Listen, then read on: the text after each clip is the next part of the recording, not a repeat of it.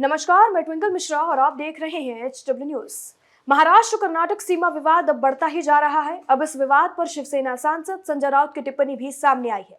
यह काफी दिलचस्प है कि महाराष्ट्र और कर्नाटक दोनों ही राज्यों में बीजेपी की सरकारें हैं, लेकिन फिर भी आज तक यह विवाद सुलझा नहीं और अब और भी उलझता नजर आ रहा है। फिलहाल आज मीडिया से बात करते हुए संजय राउत ने बीजेपी पर जमकर हमला बोला। संजय राउत ने कर्नाटक के सीएम बसवराज बोम्मई के ट्वीट का करारा जवाब दिया है। आइए विस्तार में जानते हैं कि संजय राउत ने एकनाथ शिंदे, देवेंद्र फडणवीस और बसवराज बोम्मई पर क्या टिप्पणी की है। दरअसल शुक्रवार को महाराष्ट्र के विपक्षी दलों के एक प्रतिनिधि मंडल ने दिल्ली में गृह मंत्री अमित शाह से मुलाकात की। इस प्रतिनिधि मंडल में उद्धव गुट के शिवसेना के नेता, एनसीपी के नेता और कांग्रेस पार्टी के नेता शामिल थे।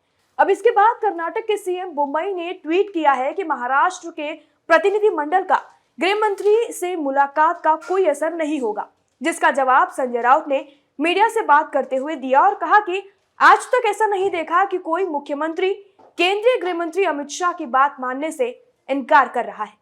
संजय राउत का कहना है कि महाराष्ट्र और कर्नाटक सीमा विवाद पर केंद्रीय गृह मंत्री दोनों राज्यों के सीएम के बीच चर्चा में मध्यस्थता करेंगे। उधर कर्नाटक के सीएम कह रहे हैं कि महाराष्ट्र के सांसदों का अमित शाह से मुलाकात से कोई फर्क नहीं पड़ने वाला है। वे 1 इंच भी जमीन देने को तैयार नहीं है। मैंने आज तक ऐसा नहीं देखा कि कोई गृह मंत्री अमित शाह की बात मानने से इनकार कर रहा है। ऐसे में यहाँ महाराष्ट्र के सीएम शिंदे क्या कह रहे हैं। संजय राउत ने इन शब्दों में सीएम बोम्मई और सीएम शिंदे पर कटाक्ष किया है। सुनिए संजय राउत ने इस पर आगे क्या कुछ कहा। में हमारा केस मजबूत है। अमित शाह जी जिसके गृह मंत्री है, कल महाराष्ट्र के सांसद शिवसेना के और एनसीपी के और कांग्रेस के गृह मंत्री जी को मिले हैं और मध्यस्थता करने की बात हुई। लेकिन आपके एक मुख्यमंत्री आपके पार्टी के अगर गृह मंत्री अमित शाह जी को मानने को तैयार नहीं, उसका मतलब क्या है? ये पहली बार मैं देख रहा हूँ कि इस देश में अमित शाह जी की बात मैं नहीं मानूंगा ऐसा उनका मुख्यमंत्री बोल रहा है। उसका मतलब ऐसा है कि ऐसी एक शक्ति है जो महाराष्ट्र को अपमानित करना चाहती है और उसे पूरा समर्थन कहाँ से मिल रहा है।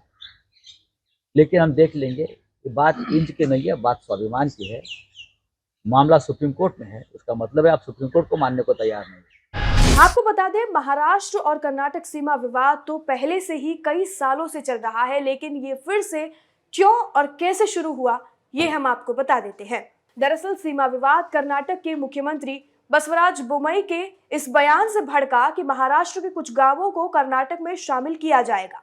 इसके बाद से ही दोनों राज्यों के नेताओं के बीच जुबानी जंग जारी है। कर्नाटक में भी भाजपा की सरकार है और महाराष्ट्र में भी भाजपा समर्थित शिवसेना से अलग हुए शिंदे गुट की सरकार है। शिवसेना के उद्धव ठाकरे गुट का कहना है कि मराठी स्वाभिमान को खत्म करने का प्रयास हो रहा है। राष्ट्रवादी कांग्रेस पार्टी के अध्यक्ष शरद पवार भी अपने सियासी तीर चला रही है। सियासी गर्मागर्मी के बीच बेलगाम पूरी तरह से शांत है। महाराष्ट्र से उप मुख्यमंत्री देवेंद्र फडणवीस ने गृह मंत्री अमित शाह को स्थिति से अवगत कराया है। वास्तव में महाराष्ट्र और कर्नाटक के लोगों के बीच संबंध बहुत मजबूत है। कर्नाटक में अगले वर्ष विधानसभा चुनाव होने हैं और चुनावों को सामने रखते हुए ही यह मुद्दा उठाया जा रहा है। जब उद्धव ठाकरे मुख्यमंत्री थे तो उन्होंने बेलगाम को पाक अधिकृत कश्मीर करार दिया था और बेलगाम को केंद्र शासित बनाने की मांग की थी।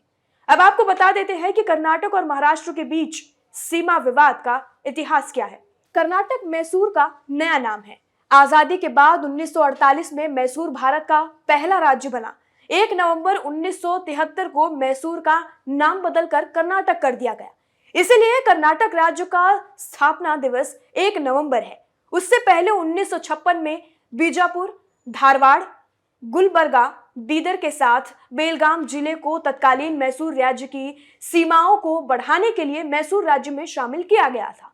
उस समय भाषा वार क्षेत्रीय संरचना पर विचार किए बिना प्रशासनिक कार्यों को बदलने के लिए एक कानून पारित करके बेलगाम को मैसूर राज्य में शामिल किया गया था। महाराष्ट्र ने बेलगाम पर दावा किया था, जो तत्कालीन बॉम्बे प्रेसिडेंसी का हिस्सा था, क्योंकि इसमें मराठी भाषी आबादी का एक बड़ा हिस्सा है। इसमें 814 मराठी भाषी गांवों पर भी दावा किया, जो वर्तमान में कर्नाटक का हिस्सा है।